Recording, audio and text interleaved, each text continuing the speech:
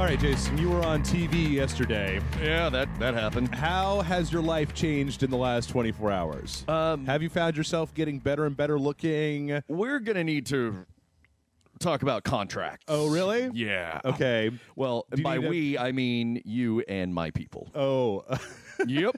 Have your people call my people. My people is my dog, I should say. Have your people call my dog. Well, so, do you need to amend your rider? He's a pushover, and yes, I do. Okay. I will require you to bring the Lone Star for me instead of me providing my own Lone Star. All right, I think we can handle that. What else? Okay. That's like $12 a week, right? That's it. That's good. That's it? That's good. Oh, my God. That's so easy. Well, the price of fame. I'm going to become a Hollywood agent. Welcome, everybody, to the Rage Select, the Don Matrick Memorial Podcast. Somebody called it that last week, and I forgot that had been our name for it for a while. Yeah, I'm Jeff, and I have international film sensation Jason Murphy with me. It didn't air internationally, and it wasn't a film. But, okay. But yes, that's me. Okay, so I have some questions about Hollywood stardom. Here we go. All right. Do it. Did you get access to the Lazarus Pit? The Lazarus Pit. That they put Tom Cruise into yet? Only if we get picked up for a full season. Okay. Are you a Scientologist now? I'm not at liberty to say. Okay. Hail Xenu. Did you find that your private parts grew a lot yesterday, or more, just a little bit? I haven't checked, but I felt something. There's a disturbance in the force. In my pants. Okay. Yeah. I can't think of anything else. I think it was just a boner. Yeah. Well, so for those of you who didn't see, is the show up? It's not online yet, right? I don't think so. I don't know if it's ever going to be seen again. I have no idea. Okay. They didn't send you to get like a VHS tape or like a real no Betamax or something. I didn't even. I still haven't seen it. Put it that way. Okay. I've seen it. Yeah. Kind of. Oh. We were doing the live stream. But I was drinking. Right. And we were talking. What? That's crazy. I know. It was over. I couldn't hear anything, and I could see stuff going on. I was like, oh, remember this? blah, blah, blah, blah. Anyway, So yeah. What's it like being Brian Brushwood's lovely assistant? Oh, Jesus. Yeah. That was the whole thing. It was like, okay, you're Robin. I think I was watching. So I was watching it, and like in the title sequence, right? The only time I think that I saw you was you're jumping out of the back of a sabotage style van, with a black hoodie up over your head, and I was just like, "Are you creepy now? Is that what happened? That's what I was rooting for. Oh man, free candy, kids, free candy and dinosaur comics." So I saw most of it, and it seemed like your role on the show was pretty much to go, wow, what? Tell me about this, Brian. Huh? Yeah, it did. But did you watch the credits? Segment producer, bitch. Here. Yes, segment indeed. Producer. Yep. Because I conceived a lot of the stuff. Okay? So you know what? This is a question. Like we're moving into the fucking 12th estate or whatever. Blah blah blah. I don't know what that means. Online, the Netflix digital delivery systems and blah blah. Oh, this is where Jeff tries to sound intelligent. Go ahead. Well, no, I'm too hungover to sound intelligent. We'll get to that later. But is it a kick knowing that you were on TV? Does it mean anything? Not really. Not really? I mean, it's great. I'm proud of what we did. Yeah. It's been received pretty well. I'm always, like you are, very critical of what we put out. Okay. And, I'll watch something and think, I wish we'd done it like this and like this. But, I mean, we had a great team working with us. The crew was awesome. The production company working with drugs, they were pretty good. Those we didn't even have time to do any drugs. It was just nonstop work. It was a lot of hard work, and this is the culmination of a couple of years. I mean, God, we've been trying to get a TV show off the ground for like 10 years now. This particular one picked up a year and a half ago, something like that. And it's cool. I'm thankful. Yeah, but I don't. It's like it's kind of like my birthday. It's like, hey, it's my birthday. I don't feel different, But I'm not walking on cloud nine. Really? Okay, so the most that I hope comes of this. I mean, obviously, I hope that it gets picked up. Right now, it's just a special, right? But Nat Geo might decide, hey, we like this. Let's have more. Sure. We got trending on Twitter. There you go, which was awesome. But really, what I'm hoping for is to be at a bar and, hey, you're that guy. Let me buy you a drink. Yes! Yes! Let me buy you a $2 Lone Star, my friend. Yeah, man. That's it. That was actually- I'm just in it for the free beer. Last weekend we were at the Nomad, and it was Karaoke Apocalypse. It was Kelly's birthday. There was a bunch of stuff going on. Yes. And there was a bunch of people there, and apparently some of them were Spill fans. Really? Or some fans of some variety. Oh, yeah. There was like one guy. I'm sorry, I can't remember his name. Yeah, okay, yes, and his girlfriend Opal. was there, and they were lovely, lovely folks. But I didn't know who this was, and I was feeling I had a headache, and I was feeling real shitty or whatever. And I kind of got to the point where I wanted a second beer, and this guy comes up to the table, and I'm sitting there with I think Peter, and he's like, "Hey Jeff, do you want a beer?" And I'm like, "I don't know you." Yes. And then he walks away, and I'm just like, who is that guy? How does he know my name, and why is he buying me a beer? None of this makes any sense. Well, that's cool. I mean, did he roofie you? No. That's too bad. Unfortunately. I kind of want to roofie myself sometime. Hey, I got diddled by a stranger. Woo! Is it weird to say that, like, you know, I've made no secret of the fact that in the past I have done drugs. Yes. I have done That's come up before. drugs. I kind of want to roofie myself to see what it's like. It's probably like a sleeping pill, dude. But you know what? The thing is that I don't do it in public for fuck's sake. No, I would.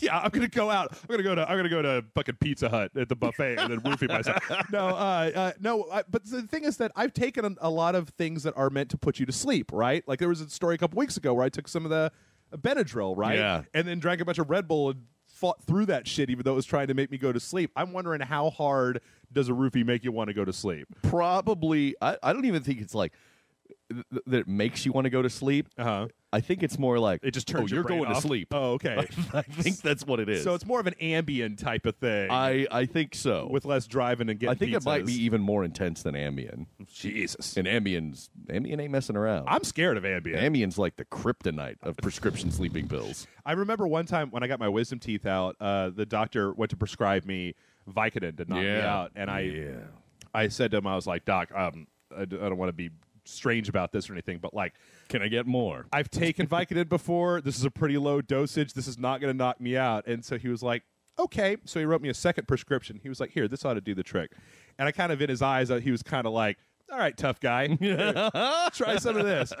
And I remember that was one of the times where I was like, all right, you know, I had my wisdom teeth out. I was not in a great place. And I was like, let me try one of these things this quack wrote me or whatever. Yeah. So it was like, man, this didn't do it. But and it was like 14 hours later, and I was waking up. I was just like, what the fuck? Have I told you about the first time I realized what Ambien was really capable of? No. So Ambien is awesome. Don't take it without a prescription or if you're not under the guidance of a doctor. I had a prescription. Right. Because I have apnea and I have trouble sleeping all the time. I'm always sleepy. Join the club. Well, you have different reasons. Yes, well, this is true. It's noon and I've been playing for 24 hours. What? Yours is, you brought this on yourself. I did. So yeah, I was, I took an Ambien and I was like, hey, before I go to bed, I'm going to go check my websites and everything. I'm surfing, and then the buzz starts kicking in and I go to one of the horror websites that I used to frequent a lot. And I was looking at it, and there was this skull on the screen. And I sat there looking at it, trying to figure out if it was animated or not, if it was like an animated GIF. And I'm staring at it, and then I caught myself looking to my left and going, shh, quiet. Because there's like a cocktail party or something going on. Okay. But then I was very aware. I was like, oh, wait, that's not, there's nobody there. There's no cocktail party there. Oh, wow. If you pierce the veil with the Ambien, that's serious. And then I looked down and was like, oh, I've been staring at this for like 2 hours. Yep. I had been staring at this one skull for like 2 hours. And it's just the auditory hallucinations and everything. It's intense. It doesn't, to me. So go to sleep when you take it. Yeah, to me, Ambien doesn't sound like a good time. It sounds like a fucking sleep medic. It sounds like sleep terror more than anything else. My friend, I had a friend who actually got his sleeping schedule all messed up. Yeah. And so he eventually went to the doctor and because he found that he was drinking to go to sleep. And he was like, I don't want to do that. That's fucked up. I got to drink every night. I got to drink like a 6-pack every night to get to sleep. Yeah, wow. So he took Ambien, and I remember him telling me when I asked him about it, he was like, well, my girlfriend and I made a deal that like after I've taken the Ambien, anything that I say is not on the table. Yeah. Like, you can't throw that back in my face because apparently, like, Ambient just shuts down your higher brain function. Oh, yeah. But there's a lot of other shit that's still just totally rolling. Yeah. So you There's can like be like, baby, am I ugly? And you'd be like, yeah, you fucking suck, fucking bitch. you look like Cthulhu fucked a chimichanga. He said one time he called his mom at like 2 o'clock in the morning and just said some really weird shit. And didn't remember a thing about it. I had one Ambian left, and I was like, we're gonna make this count.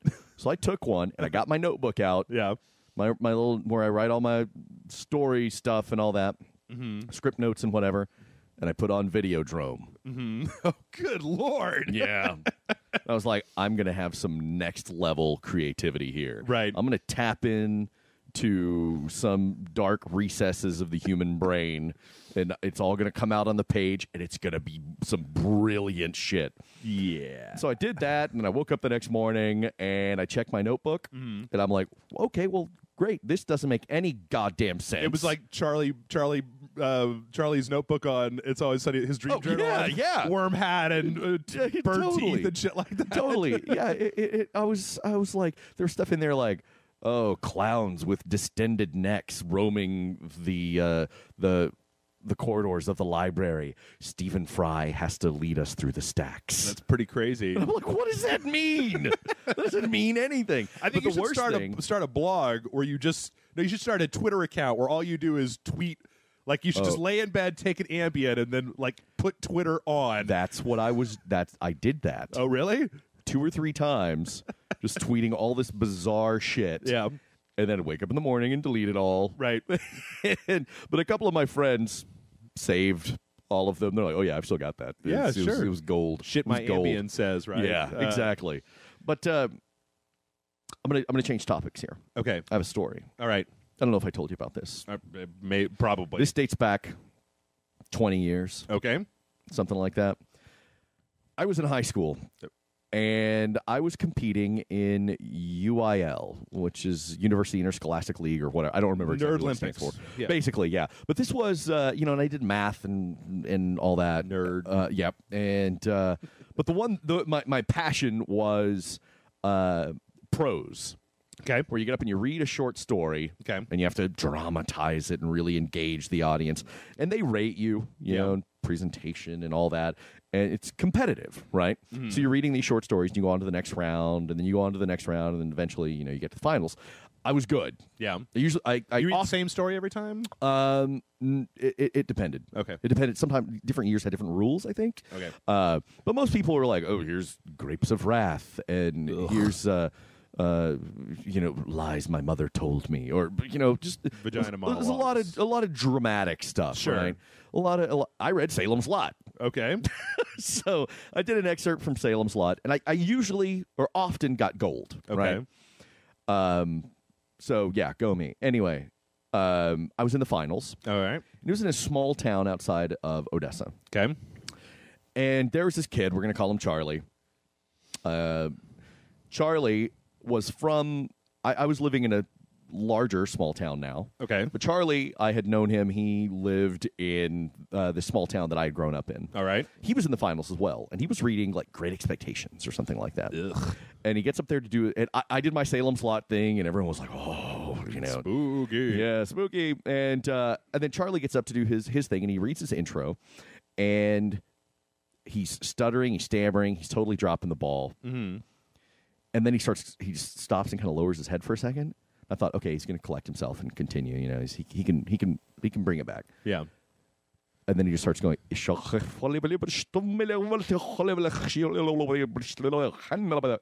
What? Dude starts speaking in tongues. Okay. Charlie was a weird kid, right? All right. He was shaved head, Pentecostal family, okay. like snake handlers or some shit. I don't know. Right. And cool church is what you're saying. Yeah. Yeah. And he was always the kid who would like wear a thick coat in the middle of summer and walk around town mumbling to himself. Okay. So he's a hobo in training. Pretty much. Training to be a future homeless person. Pretty much. Okay. So, yeah. So he starts speaking in tongues, and he does this for like a full minute, and finally his coach comes up and just says, okay, Charlie, let's go. Mm-hmm. And just kind of leads him quietly out of the room. Yeah. And everyone's like, whew, okay, all right, so the next person gets up and goes.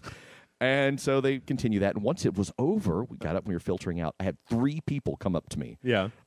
Somebody who was watching it, somebody who was competing in it, and no. Somebody who was watching it, another student or whatever, another high school kid, 2 adults, one of which was one of the fucking judges, said, "You put a curse on that young man, didn't you?" What? They were serious. Do you have the power of curse? I wish. God, you've been holding out. Dude, you know some heinous shit would have been going down, and how could I not tell you? It's like, yeah, you know so-and-so? You know what I did to that motherfucker? Yeah. Yeah, I would be gloating. I am not above it. Jesus. Adults! Yeah. Ask me, did you put a curse on him? It's like, well, no, I read a scary story. How old were you? 15. 15? 14 or 15. That's a particular point in your life where you can get away with shit, like looking at a grown adult who asked if you put a curse on somebody going, magic isn't real, asshole. I know! And so, it should be noted that at this time, I always wore this, like, I was, angsty kid into Pearl Jam and all that. Black fingernail polish and eyeliner and shit. No, I didn't like do any of that. Oh, I didn't do any of that. I was a dork. I wasn't, like, gothy or anything. I just wore, like, a leather jacket, and I had really long hair. Okay. Like, down to my waist almost, I want to see a picture. There really aren't many pictures I want to see a picture. there. There's got to be at least one out there. There's got to be. I want to see You've Jason got one too, Murphy's- motherfucker. Oh, Long hair pictures? Oh, yeah. Yeah. Well, not really. Not that long. Okay, mine was really long. Yeah. Anyway, so my buddy goes to who went to class with Charlie, goes to talk to Charlie. Charlie's sitting in this room catatonic for like an hour. What? Yeah. Not talking to anybody, just dead-eyed, straight ahead. And it should be noted that my buddy used to call Charlie Private Pile. Okay. From Full Metal Jacket. Right. So he sat there trying to make sure Charlie was okay and everything. And Charlie all of a sudden just kind of snaps out of it like, oh. Yeah. And my buddy's like, hey, Charlie, you all right? Mm-hmm. He's like, what happened? And Charlie says, I don't really remember. I just remember Murphy scared me really bad. So I got last in the finals. What? Last. They fucking demoted you for cursing a kid. On 3 of the feedback sheets out of the 5 judges, Right. Too scary was written in big letters. I got last above the kid who didn't even finish, or behind the kid who didn't even finish, Right. because he started speaking in fucking tongues. Okay, you went to school in a town full of pussies is what I'm going to say. Because, Exactly. Like, when I was a teenager, I read Stephen King, and it was kind of scary, but I was like 12 at the time. Yeah. Like, I read Stephen King now, it's like, this is fucking baby Small talk. town in West Texas, they're all backwards. Not all of them, but a lot of them. Yeah. They're backwards, and this wasn't the kind of thing you usually saw at these competitions. Usually saw some kind of drama or something like that. I brought some next level shit, vampire voices and I everything. think that you should use your Hollywood connections to get Typo Negative to play a benefit concert in that town. Yes. This week. So I didn't win. Right. But all I could, everyone was like, "Oh, that's crazy! You didn't win. Well, what happened? Blah blah blah." And I was like, "You know what? I may not have won the medal, but I won. I won." So fast forward, to a few months ago. Okay. One of my other friends that we all grew up with, we find that Charlie has been self-publishing novels. Okay. About high school drama and some evil kids picking on this other kid. And the main character. Oh my God! Are you totally the character? Are you totally I'm the lead character. evil kid? I'm the evil guy in the book. What are they called? What are they called? Where can we find them? I don't online? remember the name. Oh my God! I don't remember the name. You've got to find this shit. I know. You've got to find it. I don't remember the name, but I was looking at. I was like, that's not true. That's not true. And then my buddy sends me a picture, and he's like, oh, that's our high school. The cover art. And then he's like, oh, wait, look, here's a picture that the guy drew. Right. That Charlie drew, adult Charlie. Who works in a convenience store. Now, like lives with his mom or something. Okay. He posts a picture. He's like, "Oh, here's a picture. Oh, you don't believe me yet, Murphy? Here's a picture of the main antagonist, the evil motherfucker," and it looks like me from high school. You've got to find out where we can get this shit. We have got to get this shit. And then in the last book, I didn't read it, but my buddy tells me, "Oh, you know what happens? He dies. He dies in Austin. Motherfucker knows where I am." Oh my God! You've got to find this shit. You've got to find this so that our listeners can read it. So Allison's like, some crazy motherfucker steps in this house. He's going to regret it. I tell you right now, if he comes in here trying to kill my husband. Last night we were watching the show and Brian, or hacking the system, and Brian was like, you know, what are you going to do if somebody breaks into your house? I'm like, Jason has 3 dogs, and if that doesn't work, he'll just throw his wife at the intruder. Yeah. I mean, Allison's just looking for a reason to stab a bitch. Allison's got a machete, like sitting right by her side of the bed. Yeah, I wouldn't mess with your wife stone cold sober in the daylight on a good day. It's like that quote, I feel a great swell of pity in my heart for someone who comes to this school looking for trouble. Right. From X-Men, I think it was. X-Men 2? X-Men. Yep. Yep. Oh, man. That is awesome. Well, you know what? We got to get to it. Well, yeah, let's get to the news. I didn't expect you to bring story time today. Sorry. We got plenty of news today. We got your emails. So let's get started. Our first story is on my favorite thing, and I think this is a justification for why Rage Select needs to buy an Oculus Rift, because they're running out of the parts they need to make them. Yeah, what the hell? They haven't. I looked around and I didn't look hard, so there might be somewhere where you can find the specifics. But apparently, one of the components to the Oculus VR dev kits is like they're not manufacturing it anymore. They're having a hard time finding a replacement manufacturer.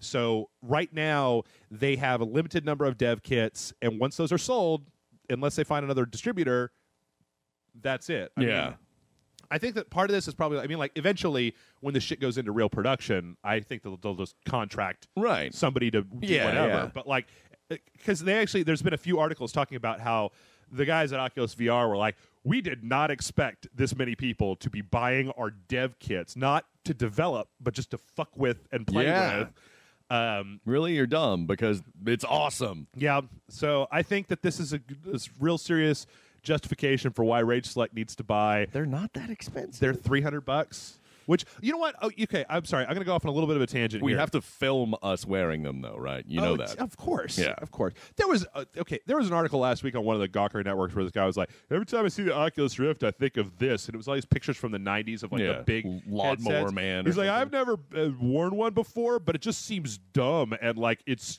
adorable. And I mean that in a condescending way. And it was just like, dude, eat a bag full of dicks. Like, shut up, clickbait. Like I've worn the VFX1. I used to do software testing, and one of the things that we had was the old VFX1, which first of all cost like $1,800. Yeah. And second, it weighed like 1,000,000 pounds. Right. And then you were doing all this so that you look could like Dark Helmet at a 320 by 400 screen. Yeah. That was shitty. Like, this is dramatic and different and interesting and new, and a way to finally get this shit out here. I read that somebody posted over to me, and I was just like, go fuck yourself, asshole.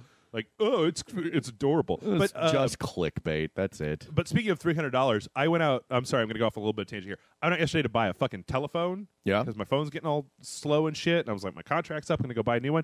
Did you know that you can't get unlimited data at Verizon or AT&T anymore? Oh, yeah. Like, they were like, I can't even sell you a phone and keep your existing contract without busting you, because I have an unlimited data plan on my phone. Yeah. And I can't even buy a new phone without that fucking Yep.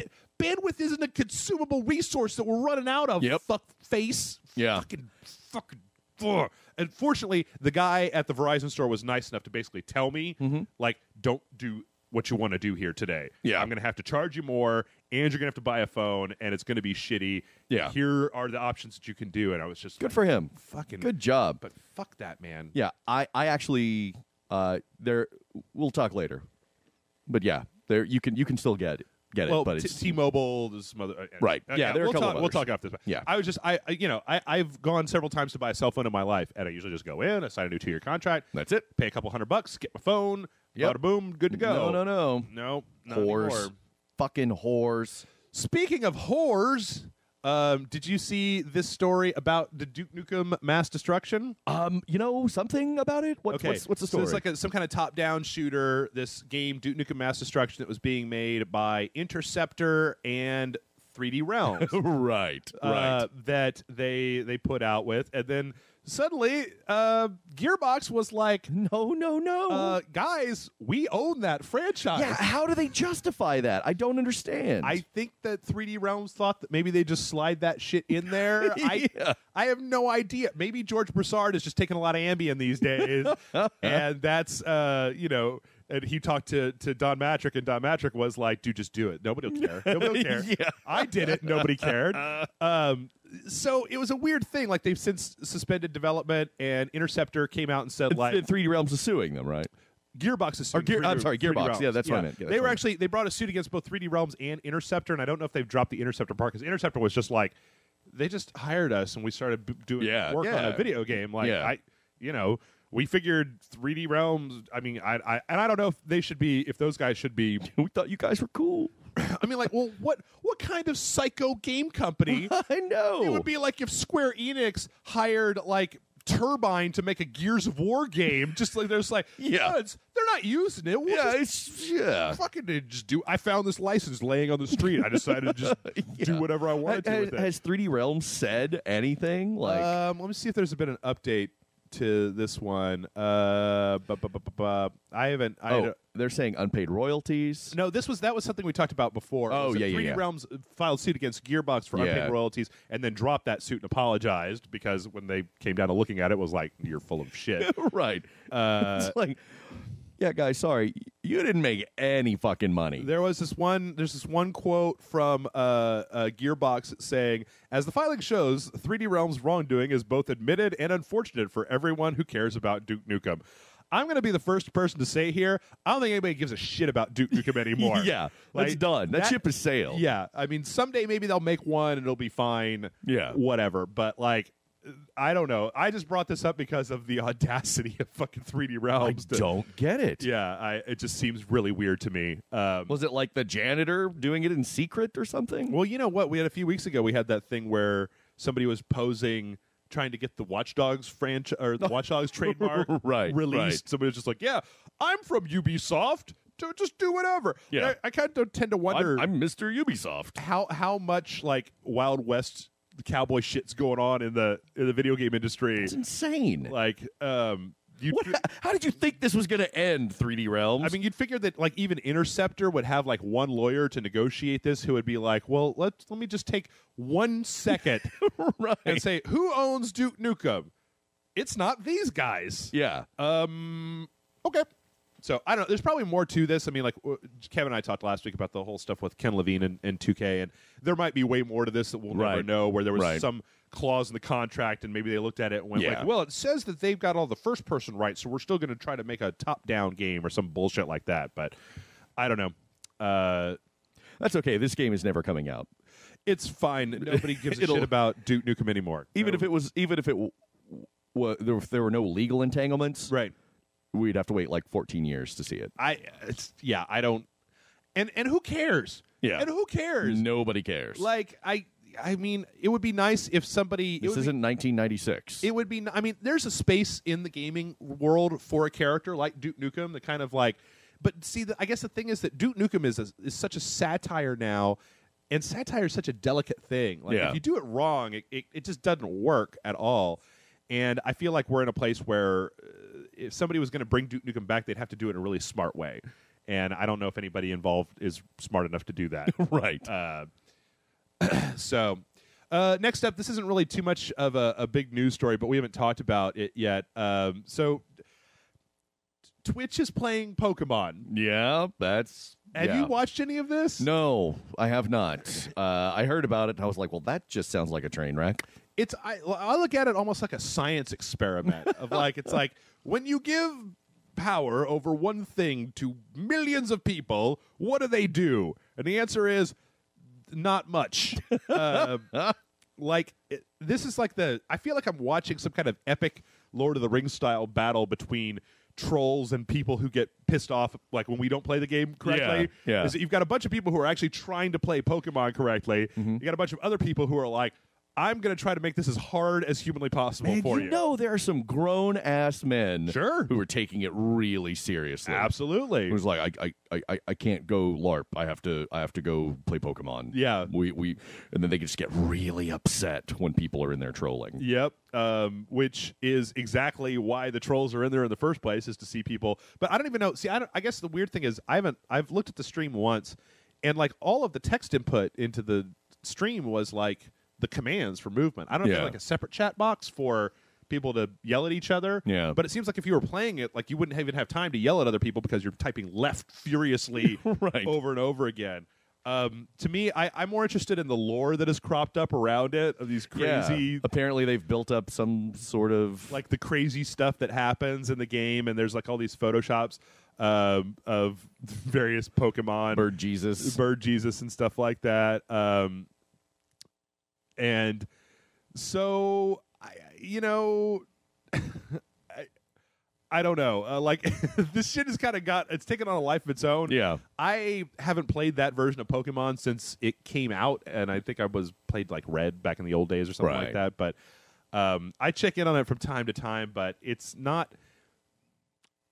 really very interesting to me to watch a bunch of people try to crowdsource a fucking 10-year-old or 20-year-old Game Boy Advance game. Yeah, it's like oh, let's watch 90,000 people fight over the controller. Right. Like, yeah, okay, it's cute. Whatever. Move on. I mean, actually, maybe the way that I should talk about it is that like I don't have any interest in engaging with that. Every so often, I'll pull it up and watch it for about 90 seconds before I go, well, there's Ash walking back and forth, or Red walking back and forth and back and forth and back and forth, and he can't do shit. So, I don't know. But hey, you know what? In better news, and news that is more useful to us, it looks like King finally withdrew their candy trademark. Yeah, I saw that. Why? Okay, what was their statement? They said they issued a statement? Our IP is constantly being infringed, and we have to enforce our rights and to protect our players from confusion. Oh, wait, hold on. Okay, King has withdrawn its trademark application for candy in the U.S., which we applied for in February 2013 before we acquired the early rights to Candy Crusher.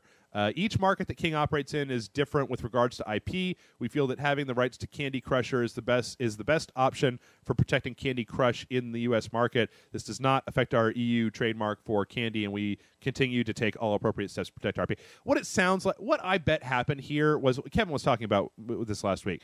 So these guys have lawyers. Their lawyers want to get paid. Yeah. They're like, let's go trademark candy because we're making all this money. Yeah. And I don't have anything to do right now. Hey, so what are we going to do today? I know. Let's abuse the legal system. Right. And then the thing is that when they first started, there were a couple of nasty articles, but then like I think the bad PR has piled up to the point where it's like whatever benefit you were going to get from this is now being destroyed by all of the negative PR that you're getting on the other side. Yeah. Or they listened to this podcast and they were like, I'm tired of that Jason guy calling me an asshole. Drop the trademark. I will take responsibility for it. I think you should. Also, I would like to challenge the lawyers of King to a round in Kumite. Okay. I don't even know if I'm using that word right. In the octagon. Right. I hope they see me in the octagon because they're just dickholes. I just want to punch them. You're going to put a curse on them? Might curse them. Might curse them. Curse them, kick their ass, cut them with a broken bottle.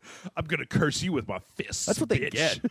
Fucking vampires. Yeah. There's definitely a scenario with this bullshit where if they did this during like E3, it might have gone through. But like they did it in a very slow news cycle. Yeah. So, like, this was one of those, when Fox News does 16 hours of what this celebrity had for lunch this day or whatever, we didn't have all that much to latch onto. And every part of the gaming press was just like, look at these evil motherfuckers. And we're like, yeah, fuck those guys. So, hey, it's good. It's fine. Great. It's better. It's better. They're still there, biding their time, waiting to crush the small people, and I am totally okay with them protecting their IP. Yeah, but they were being horrible bastards about it.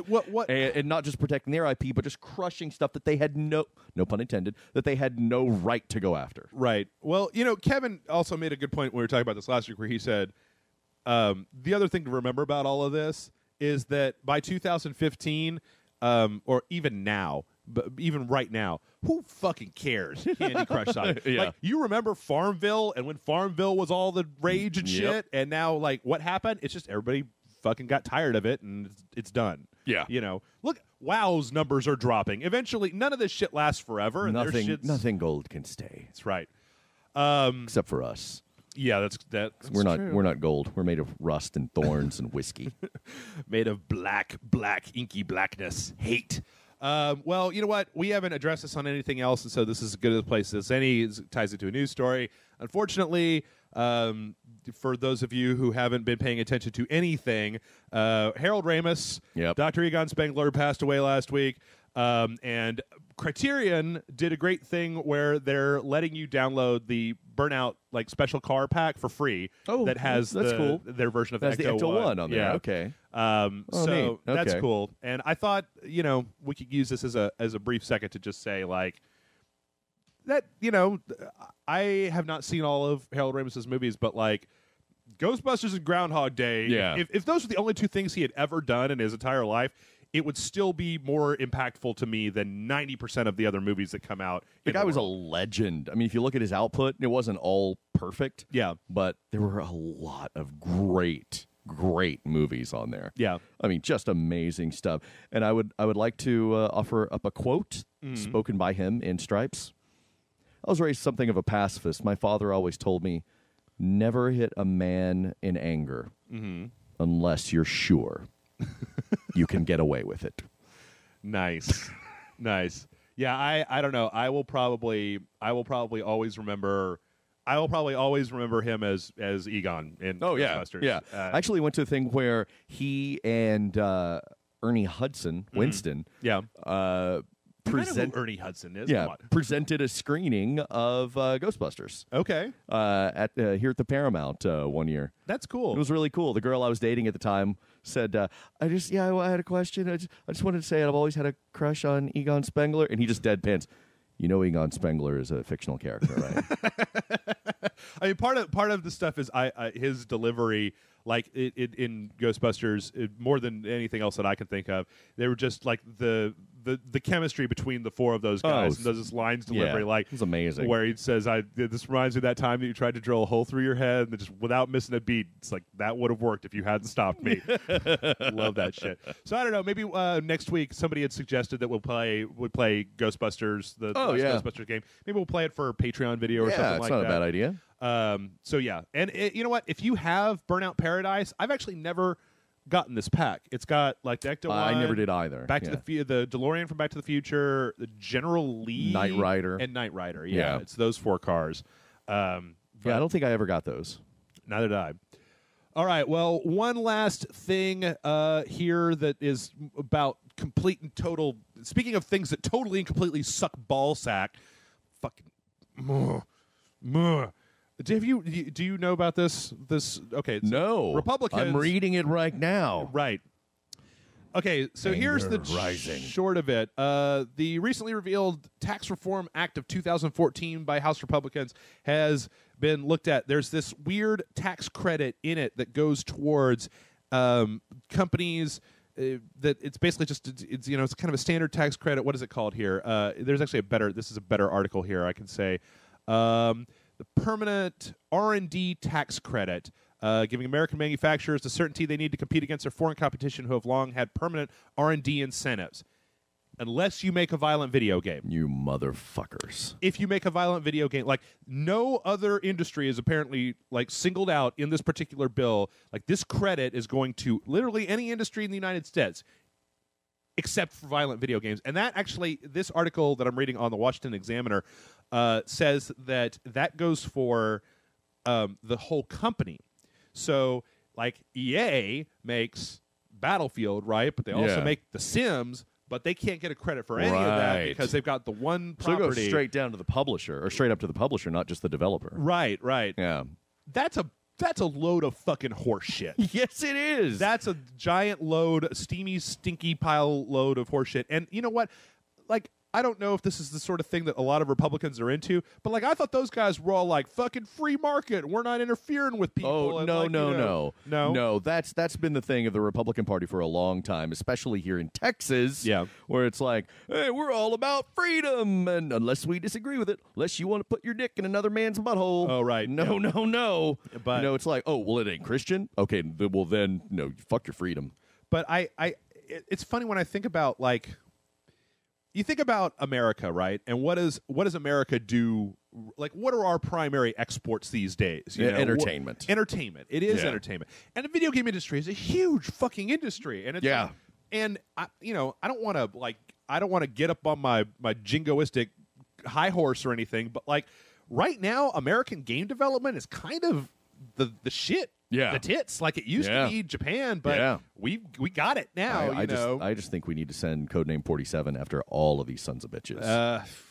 I think that there was this particular article was also talking about a legal case where video games, there was a Supreme Court case where video games were labeled as free speech, right? That they were covered under free speech stuff. And you say, well then, like, where the fuck do you get off with this bullshit? I mean, that would be like saying, if you're going to single out violent video game makers, shouldn't the gun industry also not be credible for the R&D tax credit? Like, well, that's what they wanted to do. Is that like there were some shooting not too long ago, within the last 2 years or whatever. They said they didn't blame the fact that the guy that went in and shot up all the people, that he didn't have appropriate mental health care. Right. They didn't want to address that. They didn't want to address the fact that he was able to easily acquire a gun. Yeah. And my political view, I'll just say it. Yeah. The genie's out of the bottle. Everybody's got guns. Guns, maybe they shouldn't be, but hey, we've all got them. So it's like now, not we all have them, but I don't want to say pro gun, right? But I'm good for gun rights. I'm down with that. Okay. Because, again, just for a practical purpose, the genie's out of the bottle. You can't take all of the guns away. It's just impractical. Well, you can. But I don't even be prying them from a lot of cold dead hands. I mean, yeah. But anyway, I am totally. I'm like, okay, yeah, no, we gotta keep our guns and use them responsibly. And yeah, but oh wait, you NRA motherfuckers are blaming video games? Yeah. Oh, fuck you. Take all the guns. Take all the guns. I've thought a lot about this, and I think that I come down on the side that just goes, I don't think you should be taking everybody's guns away, but I am in favor of lowering the clip size, right? Yeah. And some of the semi-auto stuff that you're making a gun. And the NRA's behind this. The fucking, you look at that stuff with the Bushmaster and you're like, that's not a hunting gun. That's a killing people gun. Right. And if somebody broke into your house, you need 12 shots to kill them. Okay, that's fine. But what you don't need is a 60-round magazine. That's for going out and killing a lot of motherfuckers. Like, that's not for home defense. Right. Anyway, whatever. Rabbit hole. Yeah. Right. Yeah, I know what to say about guns. The long and the short of it is, your cause. Okay, yeah, that's good. Right. I'm sorry. What? You want to take my games? Right. What?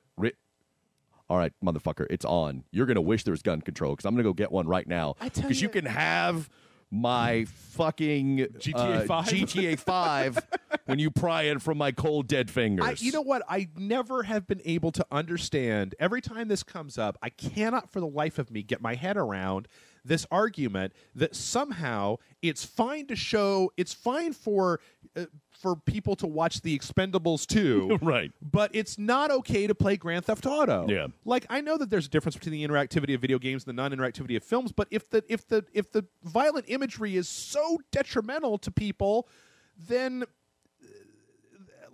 surely those movies, I should be a serial killer. I grew up on Commando and RoboCop and fucking Predator. This is why we need to hold public office.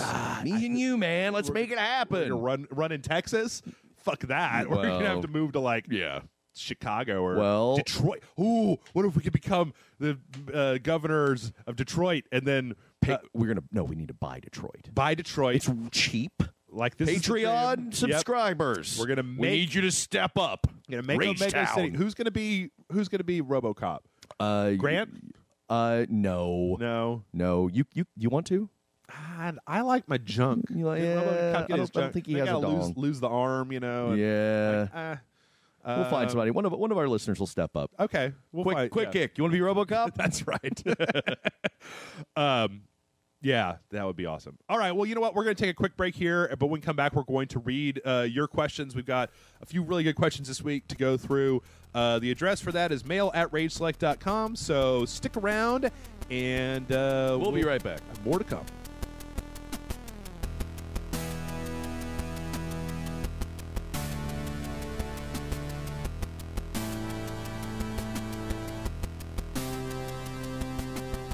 All right, and we are back. And it's time, Jason, for that lovely part of the show where we answer emails from the viewers. All right, what do we got? All right, let's hit me. Kick the shit off. We've actually got a pretty good. We got a lot of angry emails this week. Okay, you'll see that as we go along. But we're going to start with something that's way easier. Yep. This one's from Steven. Steven says, "Hey guys, you're awesome, and here's my question. Since you guys talk about fast food so much, I was wondering if you guys have ever worked at a fast food restaurant. If so, what were your good or bad experiences working there? I work at a McDonald's, and I am loving it. My coworkers have become like a second family to me. Thanks if you read this, and stay classy, gentlemen." Oh, wait, he's serious. I know. I was like, wait, where's the joke? Oh, shit, where's the sarcastic turn? I'm loving it. Yeah. You know what, Steven? That's awesome. It's cool that you like your fast food job. That seriously, that kicks ass. Yeah, loving your job, that's important. Sure. And if you can find joy wherever, go for it, man. Yeah. That's great. So, have you worked at a fast food restaurant before? I had a lot of jobs, and I was trying to think, but no, I have not. That kind of sounds like a nightmare to me, right? Well, when I was a kid, when I was in my teenage years, my first like real job, I'd say, like I did stocking and carry out over the summer and stuff like that, and I did a turn at this research center here in town filing books in cryonic storage, which was a weird fucking job to have. Oh man, I wish you had stumbled across like some like preserved alien or something like that. No, it was bullshit. It was just like the books that nobody's checked out of the library in 20 years, so we're putting them into cold storage, lame. So basically you're just classifying books and then putting them there. But I worked for a Subway for a year. Oh, okay. And it was funny because I remember when I was a kid. You were a sandwich artist. I was. I went to sandwich school in Richmond, Virginia. Got my sandwich diploma. But I worked at Subway, and I remember when I was looking for a job, my dad had said to me, like, you want a job at, like, Subway because Subway doesn't have any hot oil in any of the things that they do. There's no way to burn yourself on a grill or a fryer or any of that stuff. Good call, Jeff's dad. Yeah, so I did that, and that was a stupid job. Yeah. You come to find out a lot about hating other human beings. Yes, I bet. And but I'll tell you what that did for me was that I was working at the Subway back when they used to do that U-cut in the bread. Yeah, right? yeah. They'd take the bread and they would cut that thing out. To this day, I think that is the perfect way to make a sandwich.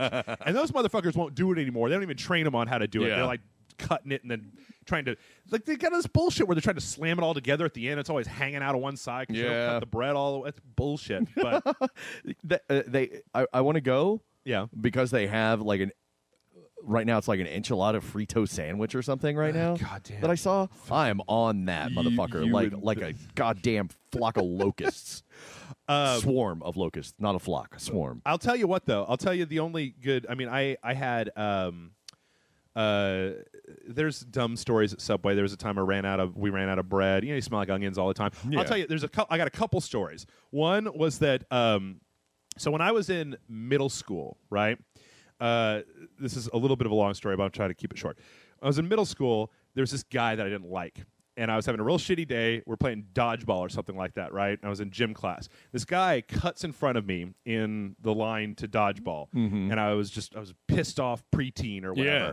And so I tapped him on the shoulder, and he turned. And I just hauled off and fucking punched him in the face as hard as I could. And so PSAT, yeah. It was a dick move on my part. Yeah, like dude just kind of crazy. Got some back cuts, and I acted like a fucking wacko. So what happened was he turns around, and then he's like, all right, we're going to do this. So he starts coming at me, and I start backing up, realizing what the fuck I've done. Like, I didn't fight. I was going to get my ass kicked.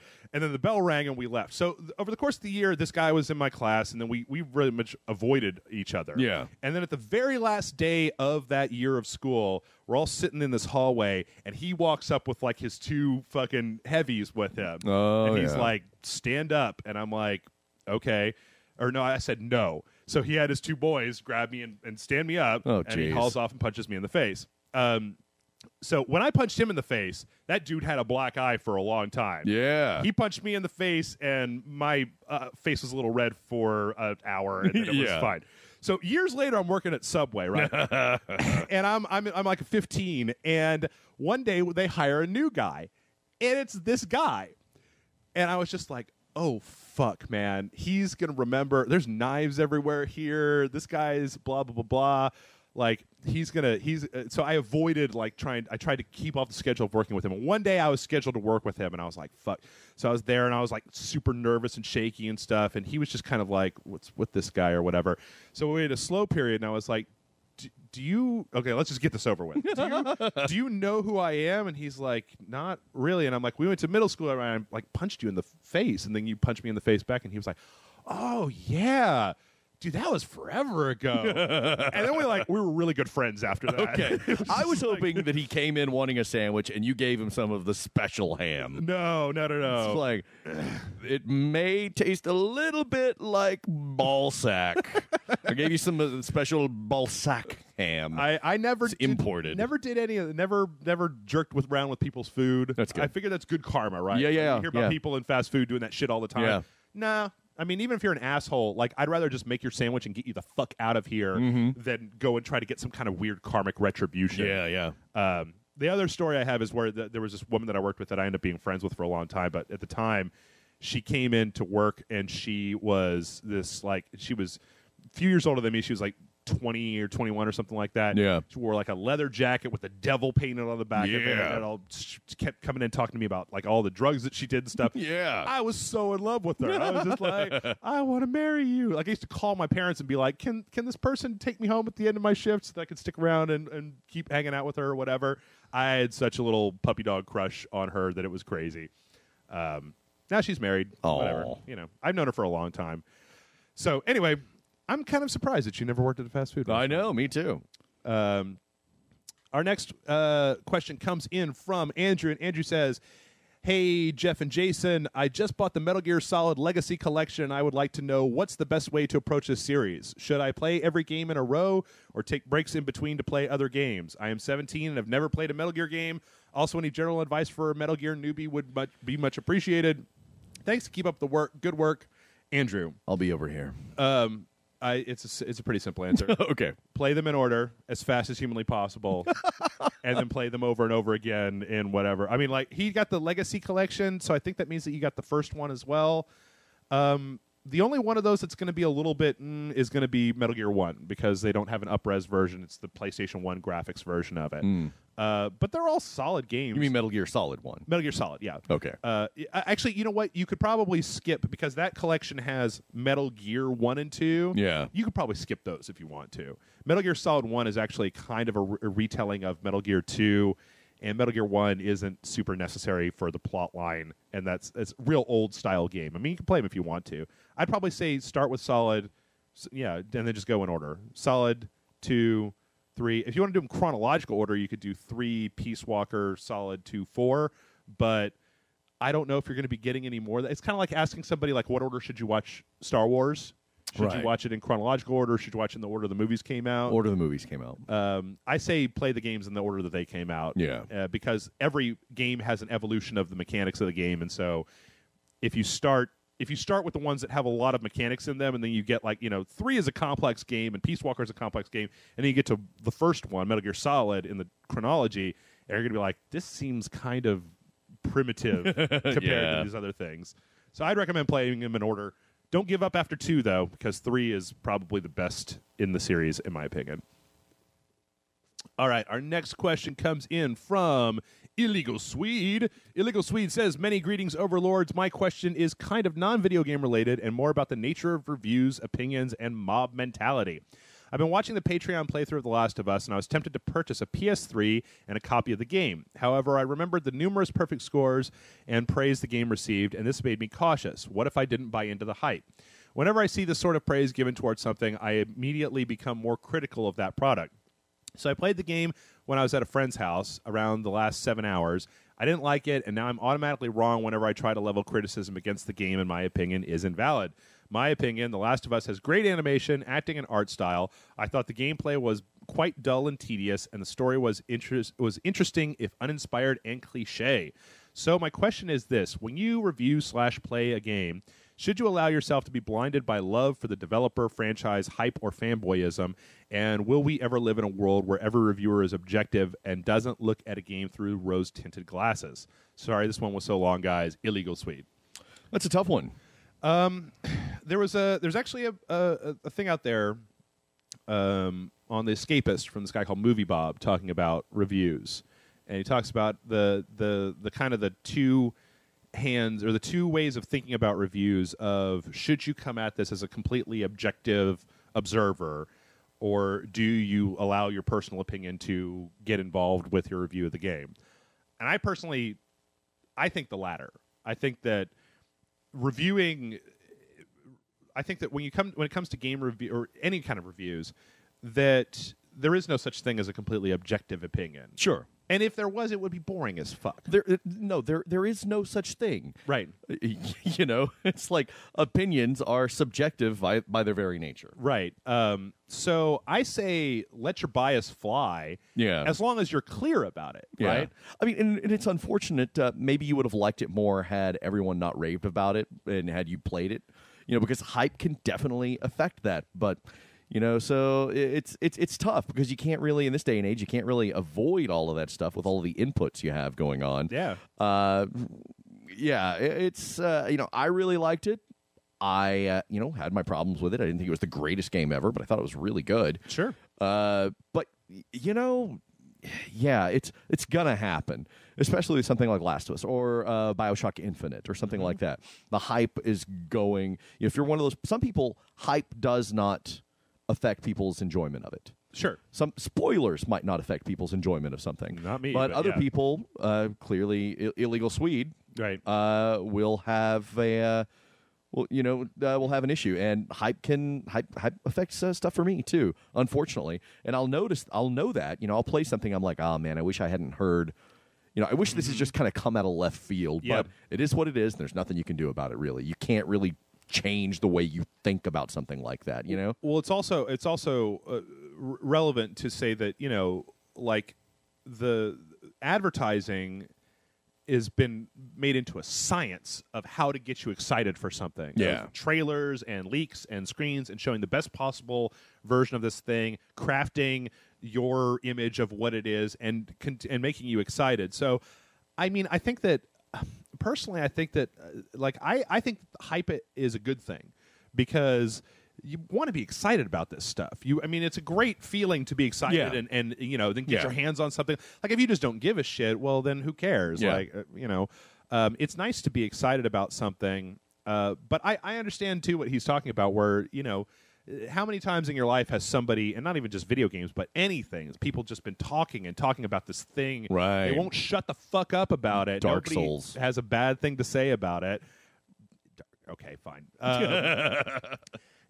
And you get sick of hearing people talking about it. Yeah. And it can affect your enjoyment sometimes. In fact, some of the things, there have been opinions that I've had about stuff that like Dark Knight, right? Yeah. Where it's like some of that is probably a reaction just the fact that, that nobody will, there are some issues there, but nobody will address them. It's like they're blind to this, that this thing is maybe not the most perfect thing in the entire world, and that's okay.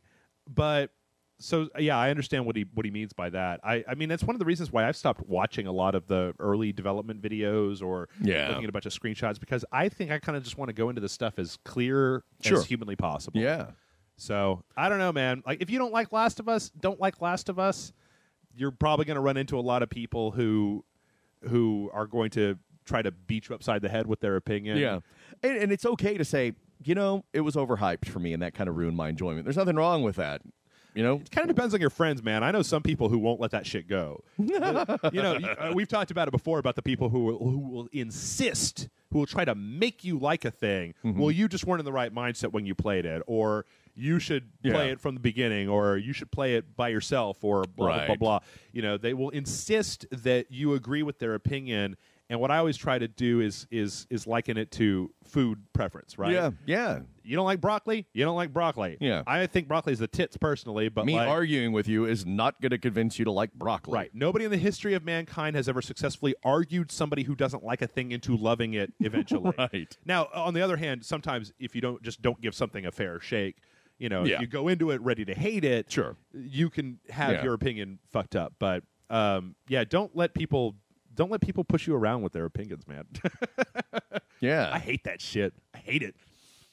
All right, our next question comes in from Sean, and Sean says, Irish Spartan. Yes. Hey, we've heard from him before. Hey, you classy Rage Select dudes. Irish Spartan here, and I got a question about Titanfall. I know the game isn't out yet, but considering you guys got to try the beta, I want to know, in your opinion, is it, quote, the next big thing? Quote, is the overhype justified? Do you think the game will radically increase Xbox One sales, as Microsoft has been claiming, despite the fact that the game will be available on the PC and the 360? Thanks for answering my question. Keep doing what you guys do best. Stay classy and rage on, Irish Spartan. This kind of hooks a little bit, I guess, into the last question a little bit. I don't know. I personally think from the time that I got to mess with it that Titanfall is at least trying to move stuff in an interesting direction. Yeah. And I've actually seen, there's actually been as you would expect and as always happens, a kind of a little bit of a backlash from that last week or whatever when just everyone was doing Titanfall. Right. Constantly. People were just like, fuck, I am sick of this game. It's not even out yet. Sure. It's just that everybody's talking about it. Yeah, I didn't get a chance to play it, unfortunately, but I'm looking forward to it. Yeah. That's one of the I don't look forward to a lot of games, you know? Now, whether it's going to... But this one I am. Push systems? Maybe. I don't know. The Xbox One sales are kind of like. I think it's an odd choice to still release it on the 360. Well, I mean, if you want a platform seller, if you have something that's platform specific, that's exclusive, why not use that to your best advantage and keep it on the Xbox One? I think that the if I had to take a guess, I would say that the reason for that is this. I always get confused, man. Is this EA? Or, it's EA, right? Yeah, because Modern Warfare is Activision. Yes, they left. They went to EA. Yeah. I would be willing to bet that that's not Microsoft's call. That's EA's call. Going, this is a big fucking game. Yeah. We're not going to let you lock this shit down on one platform. Right. Especially a platform where you're hoping to sell systems with this game. Like not even like you can't even say that there's an X million install base. Like you're trying to push systems with this game. Yeah. And we need to make our money back. That's a good point. Yeah, it's been in development for a while too. But as far as your opinion about the opinion about is it the next big thing? I think that what I said when John and I took a look at it on the Super Awesome Video Game Show is that unlike a lot of first-person shooters, there's just so much more to do in Titanfall. Running, jumping, cloaking, dealing with the mobs, bringing in Titans, Titan on Titan action, Titan on the mob action. There's just so many things to do outside of aim, shoot, aim, shoot, aim, shoot, run, aim, shoot, deploy your UAV or whatever. There's a lot more options to the player of things to do, and that's what I love most about it is that I feel like a lot of times Modern Warfare or a lot of first-person shooters, you get into very much like kind of a rote routine, and here there's just so many more options as to how you want to play the game as opposed to just your standard everyday run-and-gun type of shooter. So I think it's going to do extremely well. I think that I don't think it's going to be busting up like Call of Duty sales records. Yeah. At least not now. Maybe Titanfall 2. Yeah. But I think that it could end up being I guess it's not really like a sleeper hit, but I think it could be. I think it's going to be a pretty big hit. It seems like it. Plus, it's been too long since we've had a good mech game. Yes. And I think that the mechs in here look really good. You can do all kinds of cool shit with them. So, all right, our next question comes in from Rosario. And Rosario says, "Hi, Jeff and Jason. My name is Rosario, longtime listener, first-time participant from the exotic land of Peru. Hello. I bet I'm the first. Haha. Anyway, my question is about Japanese RPGs. Sorry, Jason. I love the Persona games. They were the first JRPGs I played. I like them even though they're very complicated, I didn't need any tutorials or guides to learn how to play them. It was very easy to grasp, actually, and very varied in its play style, like play 2 or 3 games at the same time. I've tried other JRPGs since then, several Final Fantasies and Kingdom Hearts among them, and hated them. Kingdom Hearts, particularly Brain Cells, died because of that one, I'm sure. Anyway, any suggestions, or I just stumbled into the only really good ones. I don't speak Japanese, though. Anyway, I love the website, and you're all hilarious. Kisses, Rosario. Kisses. Yeah. All right. There we go. Peruvian kisses. They do it different down there. Oh, really? Yeah. Yeah, it's like make you a little pisco sour. Do a weird little Peruvian thing with their tongue. Okay. Need to find you a nice Peruvian boy. Hey, Rosario, whoa, you want to come? Hey, tried to slip that one in there, what? bitch. That's a good question.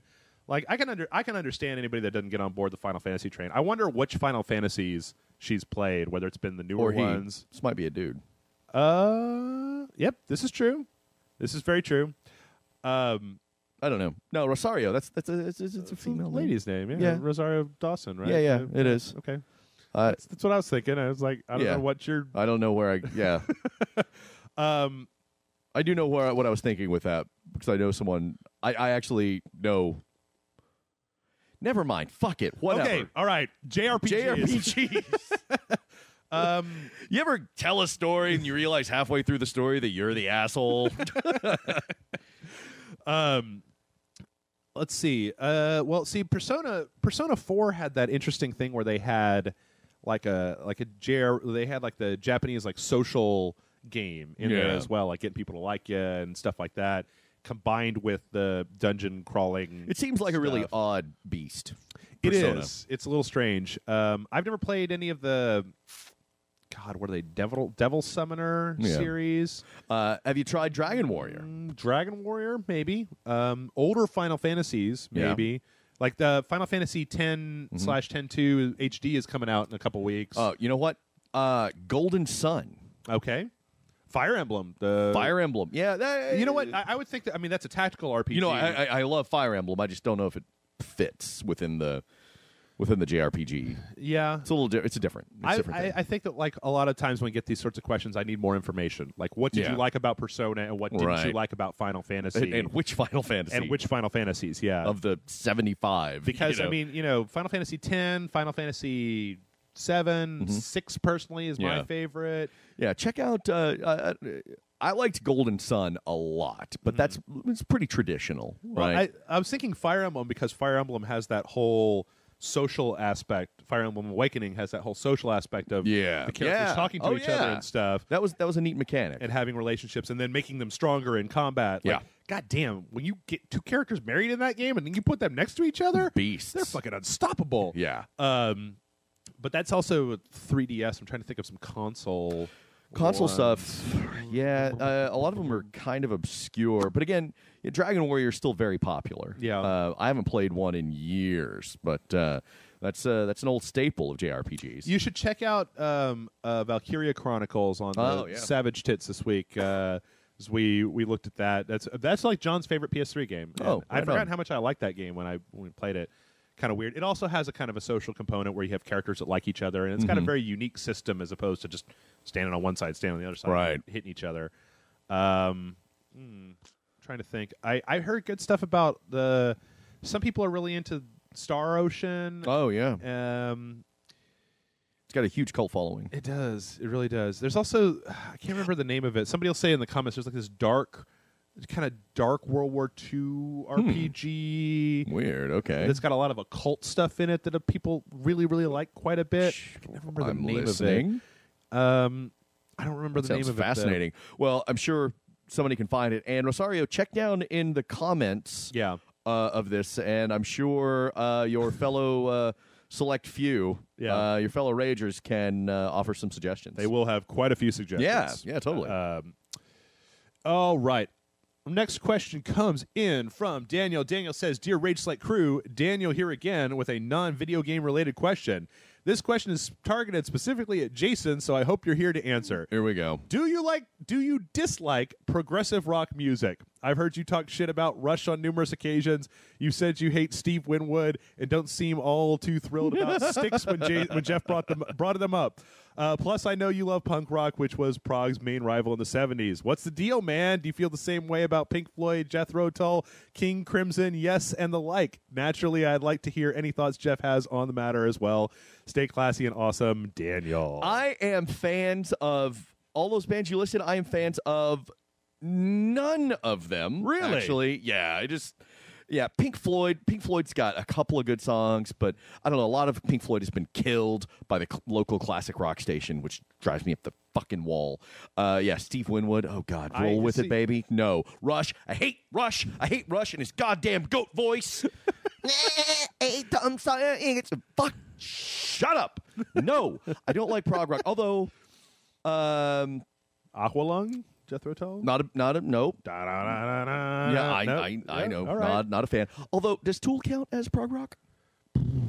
Because if Tool counts as prog rock, couldn't tell you. then that's some prog rock that I like. I think Tool might count as prog rock. But no, I'm much more stripped down. I like more bare sounding music. Okay.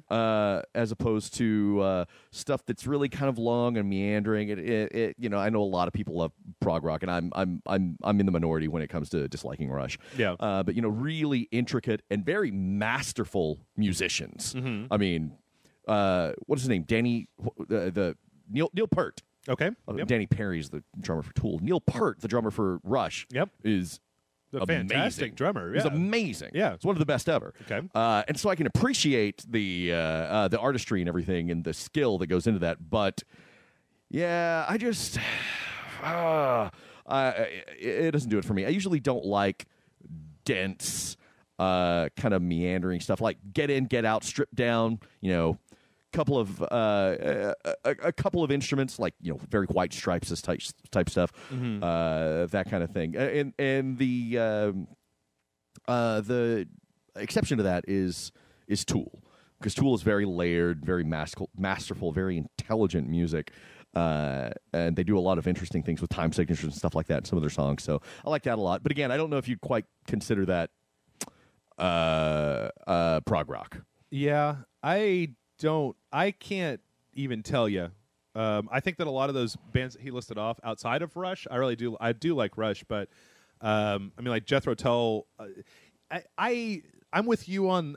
I have a problem with long pop songs. Yeah, with, like when you got like a 7-minute yeah song. Even Tool, once Tool got out of 3 minutes and into every song is 12 minutes long. Yeah, I'm just like, I understand that. I don't want to listen to one song for that long. I'm a junkie for this shit. Get to the next song. There's very few things that I want to listen to for that long. It even was difficult in the 90s when they were a lot of electronic music was coming up. Was you'd have these tracks that were fucking like 12 Aphex Twin 15-minute right bullshit where I'm like, dude, Richard, just stick to 2 minutes, all right? I'm good. Just get your point across. Yeah. So I don't know. I mean, I like anything that's got a good beat and it's catchy. That's one of the reasons that I like Rush so much, is because it's really easy to get that shit stuck in your head and I like crunching guitars, harmonies.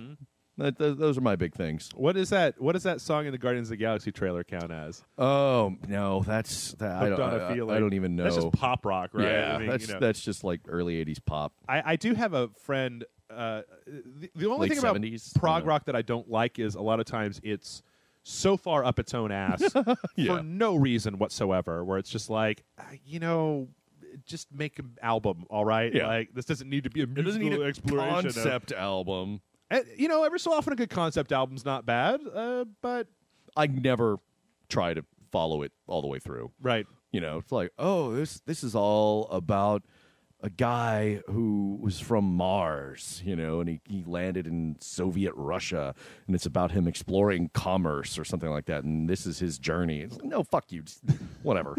Shut up. All right. Well, so there you go. Let's see. We got a couple more here. Our next email comes in from Bill, and Bill says, as you may have heard, the lead game designer behind the indie smash hit of DayZ has decided to leave this year to start his own company. Many of the DayZ fans, myself included, are troubled by this news, as the game is still in alpha and will not be in its finished form when Dean Hall leaves its production. I couldn't help but be reminded of your words of warning on buying a product before it's completed, and wondering if you had any further thoughts on the issue, Bill. That's the thing, man. It's. Let me see if I can pull this up here. I think that if you're going to be an early adopter, that's the risk that you run. Yeah. And that's a shame. I don't know why. Has he said why? I think so. Hold on for a second. Let me just because it seems like you'd want to see that all the way through, right? Unless it just became too much of an unwieldy beast and a pain in the ass. Okay, let's see here. But also, maybe DayZ already has its core identity intact. This is what he said. I am a grenade. I have a specific use. I'm really good at risk-taking and making other people take risks. I've always been good at that in my life. Like you say, maybe I've got the gift of gab, so I can talk, I can explain something, I can talk people up to the ledge and get them to jump off of it. That's what I did with DayZ. I've done it twice now, once with the mod and again with the standalone. 2 new co-teams have separately done it. But eventually, that's the bad person to have. Eventually, you don't want the guy telling you to go over the top and get through. So at some point, I'll be a disaster for the project, at least in a leadership role. And also, I never intended to be here. It's kind of like cooking in someone else's kitchen. I don't want to be constantly telling Bohemia that this is how I do it and this is the way we do it.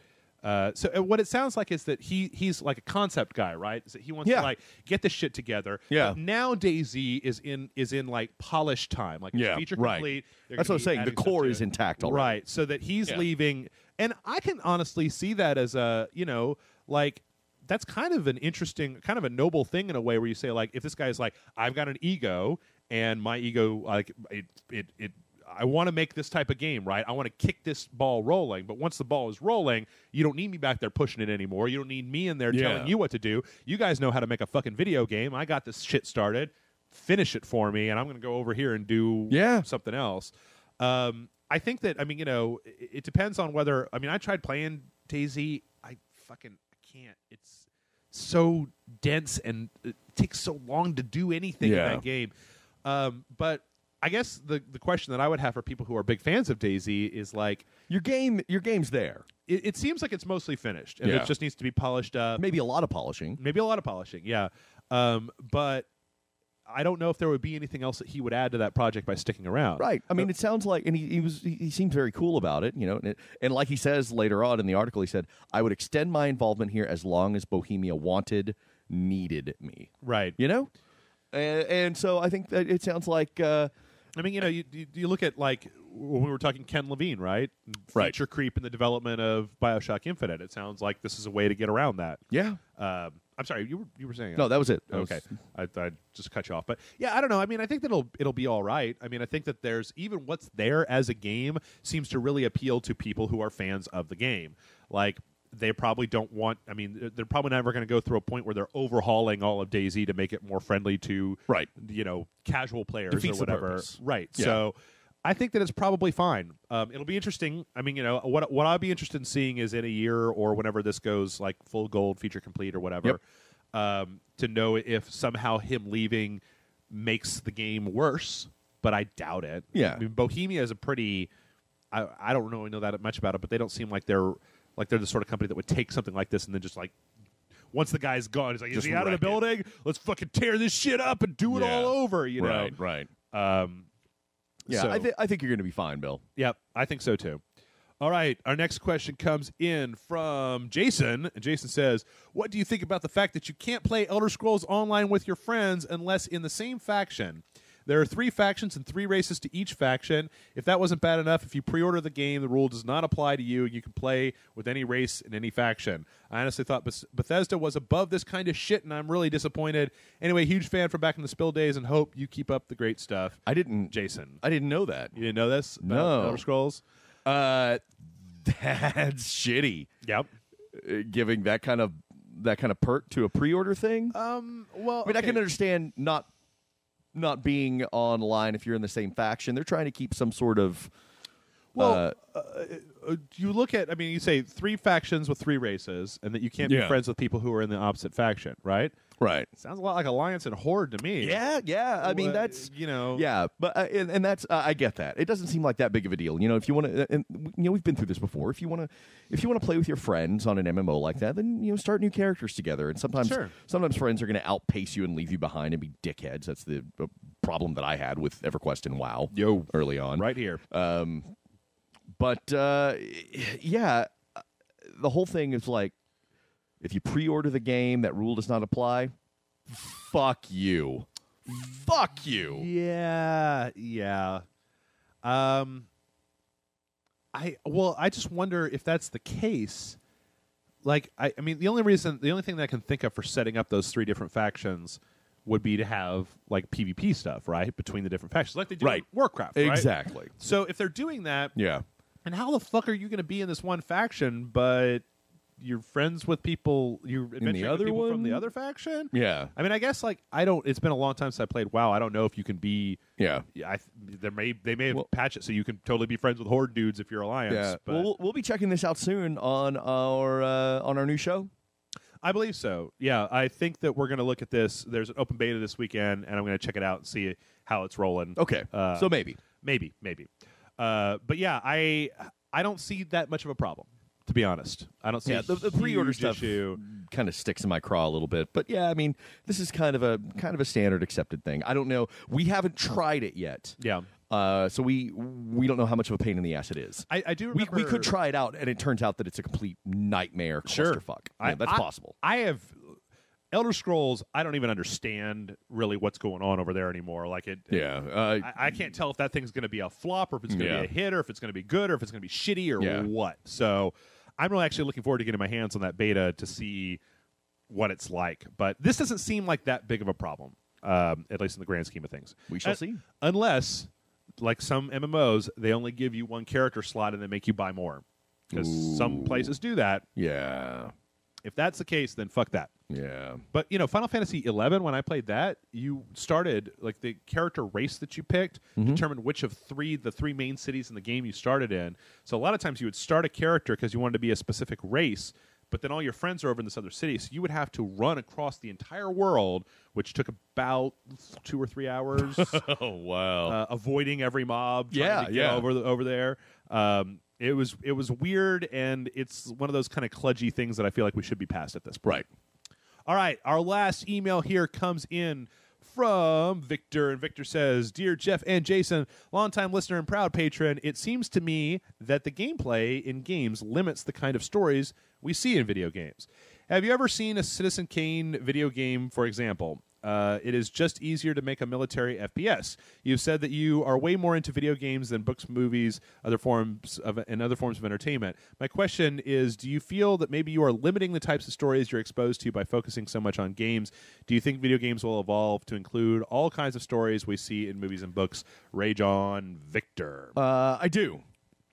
I really do. I mean, do what? I think that we're going to start seeing all different types of stories. We're already getting some really interesting explorations of that, but those are going to be indie stuff.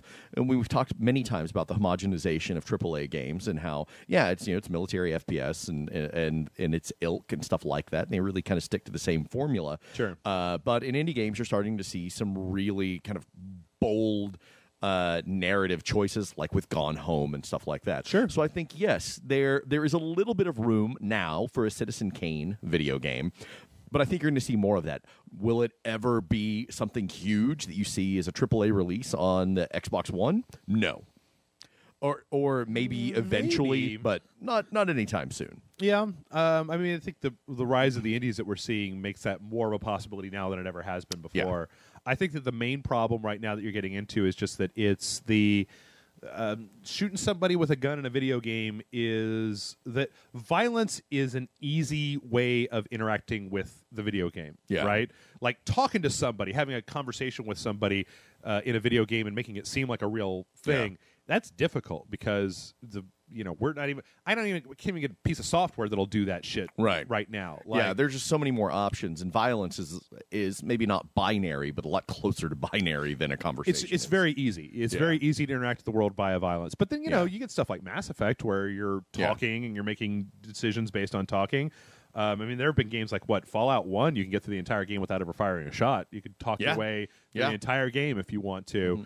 So it's out there. It's possible. But the market has to demand it. I mean, that's part of the reason. And I think that we've come to a point where that's starting to happen because I feel like people are getting a little bit sick of just shooting dudes. I know that I get a little sick of shooting dudes in the face all the time. Yeah. As far as his thing about limiting the type of stories that I'm exposed or that we're exposed to by focusing so much on games, I still watch TV and movies and shit like that. Jeff is very much a consumer, as am I. Yeah, I don't, I usually say that I focus on video games, but that's like I don't go see movies in the theater when they come out. Yeah, but I'll totally rent them on Amazon or Redbox or stuff like that. Yeah, and we both read quite a bit. Yeah, I'd like to read more. Yeah, I've actually got a book sitting on my Kindle right now that I want to start. But I think that as the medium gets more and more sophisticated.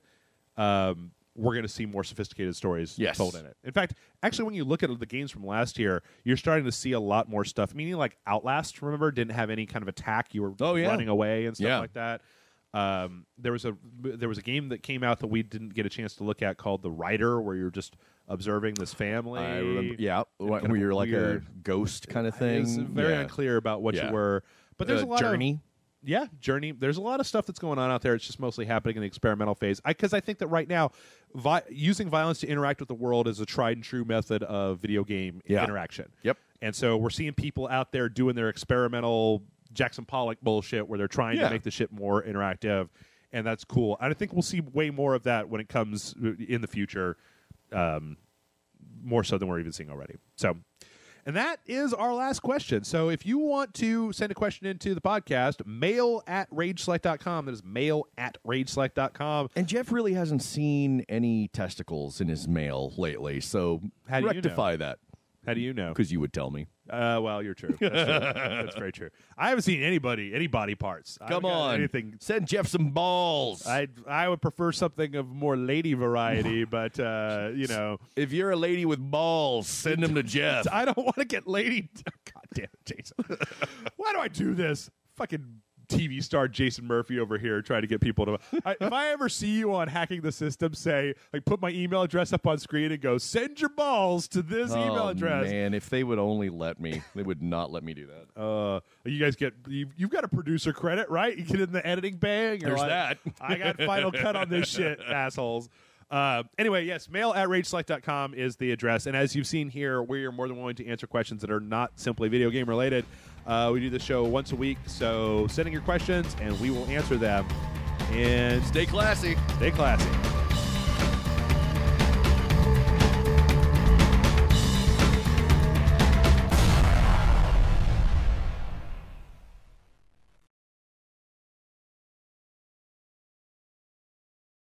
Rush. I hate Rush. I hate Rush and his goddamn goat voice. Hey, I'm sorry. Fuck. Shut up.